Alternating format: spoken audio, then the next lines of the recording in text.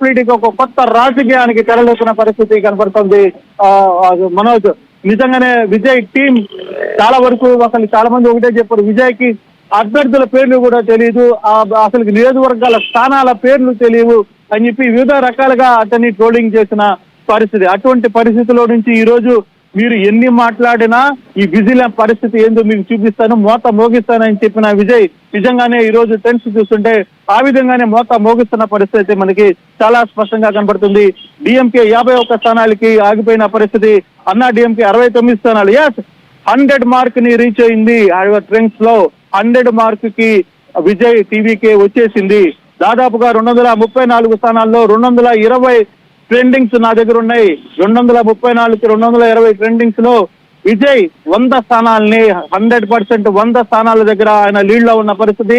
69 స్థానాల్లో ఏఐడిఎంకే, 51 స్థానాల్లో డిఎంకే ఉన్న పరిస్థితి చాలా స్పష్టంగా అర్థమవుతుంది. సో రాజకీయాలని పూర్తిగా కూడా మారుస్తాను, మార్చగలను అని చెప్పి విజయ్ చెప్పిన నేపథ్యం ఏదైతే ఉందో ఆ విజయ్ ఈ రోజు తమిళనాడు రాజకీయాల్ని మార్చబోతున్నాడు. తమిళనాడు రాజకీయ మొత్తాన్ని వ్యవస్థను మార్చబోతున్న పరిస్థితికి కనపడుతుంది. ఇదే ట్రెండ్స్ గానీ కొనసాగినా లేదు కొంత తగ్గిన ఈ లీడ్స్ లో దాదాపుగా 60-70 సీట్లు అతను తెచ్చుకోగలిగిన ఖచ్చితంగా తమిళనాడు రాజకీయాల్లో ఈసారి అతని హవా ఏంటి, తను కింగ్ మేకర్ కాకపోతున్నాడు అనేది చాలా క్లియర్ గా చెప్తాడు విజయ్. అప్పుడప్పుడు కొన్ని పొలిటికల్ డైలాగ్స్ కూడా చెప్పేవాడు. ఎప్పుడు వచ్చామా అని కాదు, బుల్లెట్ దిగిందా లేదా అనే పోకిరి సినిమా లాంటి డైలాగ్ తమిళ్లో కూడా ఆయనే హీరో చేసి ఆ డైలాగ్ ని కూడా చాలా సార్లు ఎన్నికల్లో మాట్లాడిన ప్రచారంలో ఆయన మాట్లాడిన పరిస్థితి.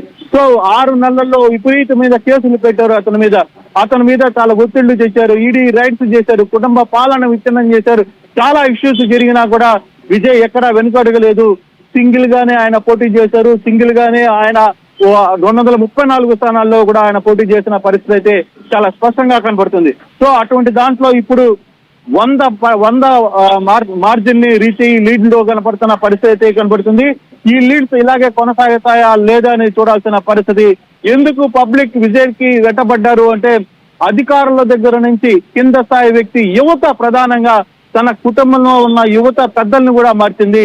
మీరు ప్రతిసారి ఈ రాజకీయాలను చూడబాకండి, ఒక కొత్త రాజకీయాన్ని చేద్దాం, ప్రజలతో మాతో కలవండి, యువతతో కలవండి. ఈ యువత ఏదైతే నమ్మిందో విజయ్ ని 101 స్థానాలకి లీడ్స్ లోకి వెళ్ళిపోయాడు విజయ్. Thank you Krishnamohan. ఇది వెస్ట్ బెంగాల్లోకి వెళ్దాం. వెస్ట్ బెంగాల్లో ఉన్నటువంటి సిచ్యువేషన్ హోరాహోరీ నడుస్తూ ఉంది. ఇక్కడ మమతా బెనర్జీ ట్రైనింగ్ లో పడిపోయారు. 2 ఆమె స్థానాల్లో ఆమె వెనుకంజలో ఉన్నారు. ఆమె పైన పోటీ చేస్తున్నటువంటి సువేందు అధికారి బీజేపీ అపోజిషన్ లీడర్ ముందు వరుసలో ఉన్నటువంటి సిచ్యువేషన్ ఉంది. 2 ప్రాంతాల్లో కూడా హై టెన్షన్ వాతావరణం ఉంది. ప్రస్తుతం పశ్చిమ బెంగాల్ కి సంబంధించినటువంటి దాంట్లో ఒక్కొక్క దగ్గర ఒక్కొక్కలాగా చూపిస్తా ఉన్నటువంటి పరిస్థితి. ప్రస్తుతం భారతీయ జనతా పార్టీ దాదాపు 89 ప్లేస్లలో లీడింగ్ లో ఉన్నట్టుగా తెలుస్తా ఉంది. కాస్త తృణమూల్ కాంగ్రెస్ వెనుకంజలో ఉన్నట్టుగా చాలా స్పష్టంగా కనిపిస్తా ఉంది. అంటే మొన్నటి వరకు చెప్పినటువంటి ఎగ్జిట్ పోల్స్ నిజం కానున్నాయా, ఏం జరుగుతుంది పశ్చిమ బెంగాల్ అనేటువంటి ఒక టెన్షన్ వాతావరణం కొనసాగుతుంది. ఆల్రెడీ తృణమూల్ కాంగ్రెస్ ఎన్నికల సంఘం పైన, ఎన్నికల అధికారుల పైన ఆల్రెడీ కొన్ని కామెంట్ చేస్తూ ఉన్నారు. కావాలని సీసీటీవీ కెమెరాలు ఆఫ్ చేస్తూ ఉన్నారు. స్ట్రాంగ్ రూమ్ల వద్ద కాస్త ఏదో జరగబోతా ఉంది అనేటువంటి అనుమానాన్ని వ్యక్తం చేయబోతా ఉన్నారు. సొంత నియోజకవర్గం ప్రస్తుతం భవానీపూర్ లో ఉన్నాం. ప్రస్తుతం మనం పశ్చిమ బెంగాల్కి సంబంధించిన మమతా బెనర్జీ నియోజకవర్గం కౌంటింగ్ జరుగుతున్నటువంటి ప్రాంతం నుంచి ఉన్నాం.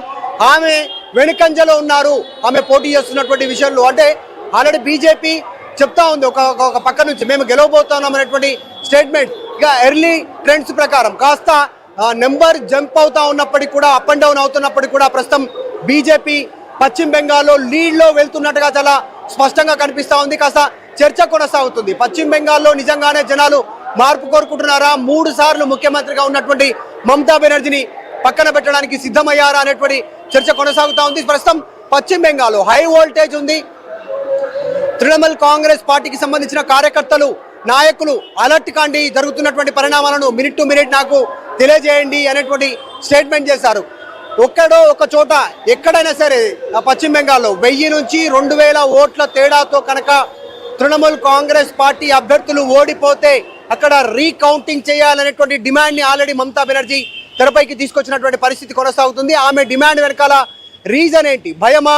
నిజంగా ఆమె అనుకున్నట్టు ఏమైనా జరుగుతుందా అనేటువంటి చర్చ ప్రస్తుతం తృణమూల్ కాంగ్రెస్ తర్వాత పశ్చిమ బెంగాల్కి సంబంధించిన ఓటర్లో కొనసాగుతూ ఉంది. ప్రస్తుతం కౌంటింగ్ కొనసాగుతుంది. మమతా బెనర్జీ వెనుకంజలో ఉన్నటువంటి సిచ్యువేషన్, ఆమె సొంత నియోజకవర్గం, ముఖ్యమంత్రిగా ఉన్నారు, పట్టున్నటువంటి ప్రాంతం. ఇక్కడ ఇంతవరకు బీజేపీ కనీసం పాగావేలు కనీసం ఆ ప్రభావం చూపలేదు. కానీ ఫస్ట్ టైం భవానీపూర్లో బీజేపీ నుంచి పోటీ చేసిన సువేందు అధికారి ముందు వరుసలో ఉన్నట్టుగా చాలా స్పష్టంగా కనిపిస్తా ఉన్నాయి. ఎర్లీ ట్రైన్స్ భారీ భద్రత పెంచారు, కాస్త సెక్యూరిటీ ఫోర్సెస్ని డిప్లాయ్ చేశారు. ఇంతాక కాస్త తక్కువ కనిపించిన ఇప్పుడు పెద్ద ఎత్తున పోలీసులు ఇక్కడ డిప్లాయ్ అయినటువంటి పరిస్థితి ఉంది. రాష్ట్ర కేంద్ర బలగాలకు సంబంధించినటువంటి